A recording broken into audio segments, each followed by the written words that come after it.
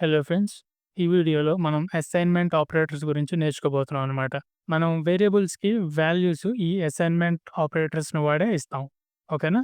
So, అందులో వేరే వేరే రకాలైన అసైన్‌మెంట్ ఆపరేటర్స్ ఉన్నాయి. అది వన్ బై వన్ చూద్దాం. ఇక్కడ మీరు ఎగ్జాంపుల్ చూస్తే var x ఈక్వల్ టు 10. ఈ ఈక్వల్ టు అనే ఆపరేటర్‌ని వాడి ఈ 10 అనే వాల్యూని ఈ xలో పెట్టామనమాట. ఓకేనా? మనం ఈ వేరియబుల్ డిక్లరేషన్ చూస్తూనే ఉన్నాం ముందల వీడియోస్‌లో. అలాగా సింపుల్‌గా ఇలాగా xలో 10ని స్టోర్ చేయొచ్చనమాట. ఈ ఈక్వల్ టు సైన్‌ని వాడి. ఓకేనా? సో, మనం బేసిక్ ఆపరేటర్ ఈక్వల్ టు కొద్దాం. ఓకేనా? ఇది బేసిక్ ఆపరేటర్ అనమాట. The most simple assignment operator. ఈ ఈక్వల్ టుని వాడి ఈ జావా స్క్రిప్ట్‌ని ఈ లాంగ్వేజ్‌లో మనం దాచిపెట్టాం. ఓకేనా?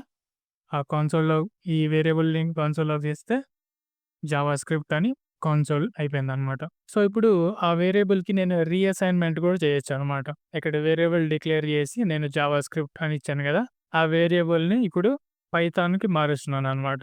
మీరు మళ్ళీ ఇక్కడ వారి అని ఇవ్వాల్సిన అవసరం లేదు. ఒకసారి వేరియబుల్ డిక్లేర్ చేస్తే సరిపోతుంది. సో, ఈ లాంగ్వేజ్ పైథాన్ అని ఏం చేస్తుందంటే ఆ జావా స్క్రిప్ట్‌ని తీసేసి ఇప్పుడు ఆ లాంగ్వేజ్‌లో ఈ పైథాన్ అనే దాన్ని స్టోర్ చేస్తుందనమాట. సో, ఈ కన్సోల్ లాగ్‌ని కిందకి తీసుకొద్దాం. కిందకి తీసుకొచ్చి సేవ్ చేస్తే ఇప్పుడు మీరు చూసారు కదా! పైథాన్ అని లాగ్ అయిందనమాట. ఓకేనా? సో, ఇక్కడ లాంగ్వేజ్ జావా స్క్రిప్టే. దాని తర్వాత లైన్‌లో ఆ లాంగ్వేజ్ అనే డబ్బాలో మనం పైథాన్‌ని స్టోర్ చేశామనమాట ఈసారి. ఓకేనా? లాగ్ చేస్తే పైథాన్ అని అయిపోయింది. ఓకేనా? దీన్ని మనం అసైన్‌మెంట్ అంటాం. డిక్లేర్ చేసినప్పుడు మనం అసైన్ చేస్తే అసైన్‌మెంట్ అంటాం. దాని తర్వాత మళ్ళీ ఎప్పుడన్నా ఆ వేరియబుల్ వాల్యూని మారిస్తే దాన్ని మనం రీఅసైన్‌మెంట్ అంటాం. ఓకేనా? ఒక్కసారి ఇక్కడ అసైన్‌మెంట్ అయింది. ఇక్కడ రీఅసైన్‌మెంట్ అయింది. సో, అది బేసిక్ ఆపరేటర్ ఈక్వల్ టు అనమాట. సో, నెక్స్ట్ మనం కాంపౌండ్ అసైన్‌మెంట్ ఆపరేటర్స్‌కెళ్దాం. ఇందులో కూడా చాలా రకాలున్నాయి. వన్ బై వన్ చూద్దాం. ఫస్ట్ ఏంటంటే యాడ్ అండ్ అసైన్. ఆపరేటర్ ఏంటంటే ప్లస్ ఈక్వల్ టు. ఇక్కడ మనకి టోటల్ అనే వేరియబుల్ ఉందనమాట. 5 అని వాల్యూ ఉంది. దానికి నేను 3 యాడ్ చేయాలి. నార్మల్‌గా మనం ఎలా చేస్తామంటే ఇక్కడికొచ్చి నేను total equal to total plus 3 అంటాననమాట. ఓకేనా? సో, ఇక్కడ నేనేం చేస్తానంటే, మన టోటల్‌కి 3 యాడ్ చేసి, రిజల్ట్‌ని తీసుకెళ్ళి మళ్ళీ టోటల్‌కే రీఅసైన్‌మెంట్ చేస్తున్నాను. సో, ఇక్కడ టోటల్ అనే వేరియబుల్ ఉంది. ఆ టోటల్‌కి నేను 3 యాడ్ చేస్తున్నాను. టోటల్ ప్లస్ 3 అంటే ఇక్కడ 8 అయిపోయిందనమాట అది. ఆ 8ని తీసుకెళ్ళి మళ్ళీ ఆ టోటల్‌కే రీఅసైన్‌మెంట్ చేస్తున్నాననమాట. సో, ఇలాగ total equal to total plus 3 అని కాకుండా నేను సింపుల్‌గా total plus or equal to 3 అని అనొచ్చనమాట. సో, దీన్ని నేను ఫస్ట్ కామెంట్ చేసి నేను కన్సోల్‌లో టోటల్‌ని లాగ్ చేస్తాను. మీరిక్కడ చూసినట్టయితే టోటల్ ఇప్పుడు 8 అయిపోయిందనమాట. ఓకేనా? ఇక్కడ వేరియబుల్ 5 దానికి 3 యాడ్ చేసి మళ్ళీ టోటల్‌లో పెట్టాం. ఇప్పుడు చూస్తే టోటల్ ఎంత అయింది ఇప్పుడు 8 అయిపోయిందనమాట. ఓకేనా? సేమ్ ఇప్పుడు దీన్ని తీసేసి నేను దీన్ని అన్‌కామెంట్ చేస్తాను. Total plus or equal to 3 ఇప్పుడు కూడా 8 లాగ్ అయిందనమాట. ఓకేనా? ఈ total plus or equal to 3 is same as total equal to total plus 3. దీన్నే మనం షార్ట్‌కట్‌లో ఇలా రాస్తాం అనమాట. సో, ఈ కన్సోల్ లాగ్‌ని నేను తీసేస్తాను. సేమ్ అదే విధంగా ఇక్కడ కూడా తీసేస్తాను. సో, ఇక్కడ నేను సబ్ట్రాక్ట్ అండ్ అసైన్‌కొస్తే యాడ్ అండ్ అసైన్ అంటే ప్లస్ ఈక్వల్ టు కదా! సబ్ట్రాక్ట్ అండ్ అసైన్ అంటే మైనస్ ఈక్వల్ టు అనమాట. ఇక్కడ నాకు పాయింట్స్ ఈక్వల్ టు 10 ఉంది గదా! ఇప్పుడు ఆ పాయింట్స్‌లోంచి నేను 4 తీసేయాలనుకోండి. నేనేం చేయొచ్చంటే పాయింట్స్ మైనస్ ఈక్వల్ టు 4 అని రాయొచ్చు. ఓకేనా? It is the same as points equal to points minus 4 అనమాట. ఓకేనా? ఆ పాయింట్స్‌లో నుండి -4 తీసేసి ఆ పాయింట్స్‌కే రీఅసైన్‌మెంట్ చేస్తున్నాను. సో, ఇప్పుడు నేను కన్సోల్‌లో చేస్తే మీరు చూసినట్టయితే 6 అయిపోయిందనమాట. ఓకేనా? 10లో నుంచి 4 సబ్ట్రాక్ట్ అయింది. ఇక్కడ 6 అనేది కన్సోల్‌లో అయింది. సో, దీన్ని మళ్ళీ కామెంట్ చేసి కిందకెళ్దాం. Multiply and assign. Multiply and assign operator ఏంటంటే యాస్టరిస్క్ అండ్ ఈక్వల్ టు. ఇక్కడ నేను స్కోరు 2 అనే వేరియబుల్ ఉంది. దానికి నేను టైమ్స్ 3 చేయాలనుకుంటున్నాను. ఓకేనా? సో, అదెలా చేయొచ్చంటే స్కోర్ యాస్టరిక్ ఈక్వల్ టు 3 అని అనొచ్చనమాట. యాస్టరిస్క్ ఈక్వల్ టు అంటే ఏం చేస్తుందంటే మల్టిప్లై చేసి అసైన్ చేస్తుంది. It is the same as score equal to score times 3. ఇప్పుడు దీన్ని కన్సోల్‌లోకి చేస్తే స్కోర్ 6 అయిపోయిందనమాట.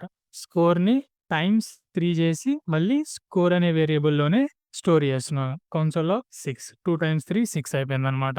సో, వీటన్నిటిని కొంచెం మీకు ప్రాక్టీస్ చేసి మీరు అర్థం చేసుకుంటే కొంచెం మంచిగా ఉంటుంది. ఇలాగ score equal to score times 3 and score asterisk equal to 3 ఈ 2 ఒకటే అని మీకు మెంటల్‌లో కొంచెం ఐడెంటిఫై అయితే ఈజీగా ఉంటుందనమాట. సో, ఇప్పుడు కిందకెళ్తే ఈసారి డివైడ్ అండ్ అసైన్ ఆపరేటర్ ఏంటంటే స్లాష్ ఈక్వల్ టు ఇప్పుడు ఇక్కడ నాకు బ్యాలెన్స్ ఈక్వల్ టు 20 అని ఉందనమాట.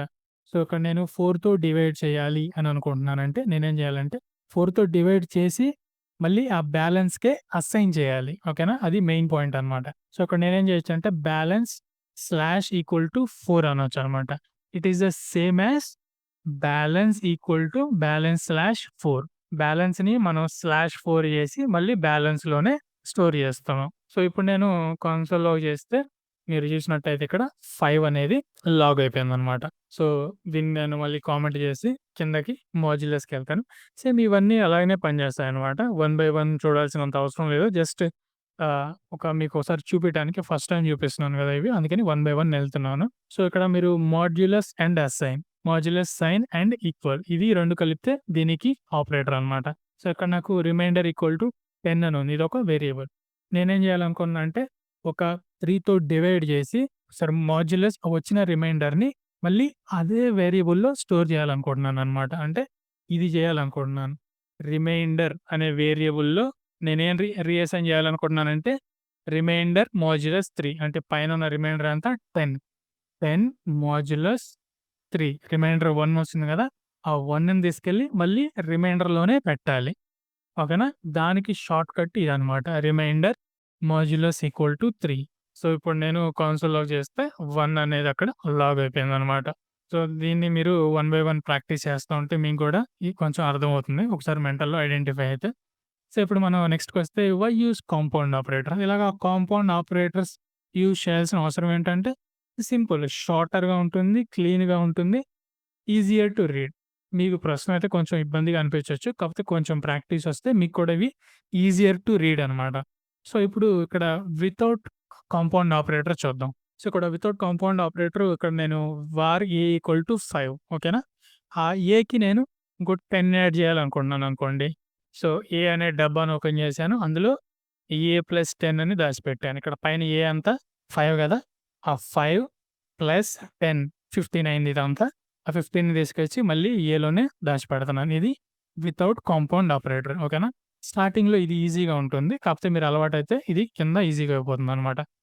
సో, ఇప్పుడు విత్ కాంపౌండ్ ఆపరేటర్ ఎలా చేయొచ్చంటే ఇక్కడ బి ఈక్వల్ టు 5 అని ఉంది. ఆ బికి నేను 10 యాడ్ చేయాలనుకోండి. మీరు బి ప్లస్ ఈక్వల్ టు 10 అని ఇస్తే అది సేమ్ రిజల్ట్‌ని ఇస్తుందనమాట. 5 ప్లస్ 10. సో, ఇప్పుడు నేను ఇక్కడ కన్సోల్‌లోకి చేస్తే బి అనేది 50 అయిపోయిందనమాట. ఈ బి ప్లస్ ఈక్వల్ టు 10 అనేది B equal to B plus 10 ఈ 2 ఒకటే.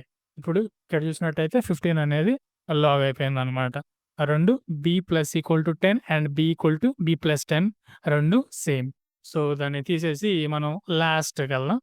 ఈసారి ఇక్కడ మాడ్యులస్ కాదు ఇక్కడ పవర్ అనమాట. Power and assign. Power and assign అంటే డబుల్ యాస్టరిస్క్ ఈక్వల్ టు మనం పవర్ అంటే ఏంటో తెలుసు కదా! ఇంతకు ముందే మాట్లాడుకున్నాం. సో, ఇక్కడ ఫర్ ఎగ్జాంపుల్ నేను ఒకసారి కన్సోల్ లాగ్ చేస్తాను. కన్సోల్‌లో 2 లాగ్ చేస్తాను. అక్కడ 2 అనేది లాగ్ అయిపోయింది. ఇక్కడికొచ్చి నేను డబుల్ యాస్టరిస్క్ 3 అని ఇస్తే మనకి 8 అనేది లాగ్ అయిపోయిందనమాట. ఈ డబుల్ యాస్టరిస్క్ అంటే ఏంటంటే పవర్. ఇక్కడ 2 డబుల్ యాస్టరిస్క్ 3 అంటే ఏం చెప్తున్నాం అంటే 2 క్యూబ్ అని చెప్తున్నాం అనమాట. 2 ఇంటూ 2 ఇంటూ 2. సో, అనేది 8 అనేది ఇక్కడ లాగ్ అయిపోయిందనమాట. సో, దీన్ని తీసేస్తాను. ఇక్కడ సేమ్ అదే రిజల్ట్ నాకు కావాలంటే నేనేం చేయాలంటే ఇక్కడ మీరు చూసినట్టయితే పవర్ ఈక్వల్ టు పవర్ అక్కడ పైన 2 కదా! ఇక్కడ 2 అనేది పెడతాం. 2 డబుల్ యాస్టరిస్క్ 3. 2 డబుల్ యాస్టరిస్క్ 3 అంటే 8 అయిపోయింది. ఆ 8ని తీసుకెళ్ళి ఈ పవర్‌లో పెడుతున్నాను. ఓకేనా? దానికి షార్ట్‌కట్ ఇదనమాట. Power double asterisk equal to 3.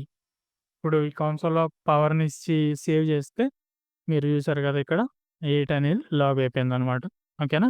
So, అది అసైన్‌మెంట్ ఆపరేటర్స్. మనకిక్కడ basic operator and compound assignment operators 2 రకాలు చూసాం. మీరు దీన్ని కొంచెం ప్రాక్టీస్ చేస్తే మీకు కూడా ఈజీగా ఉంటుందనమాట. ఓకేనా? సో, ఈ వీడియోని ఇంతటితో ఆపేద్దాం. తర్వాత వచ్చే వీడియోలో మళ్ళీ కలుసుకుందాం. Thank you for watching.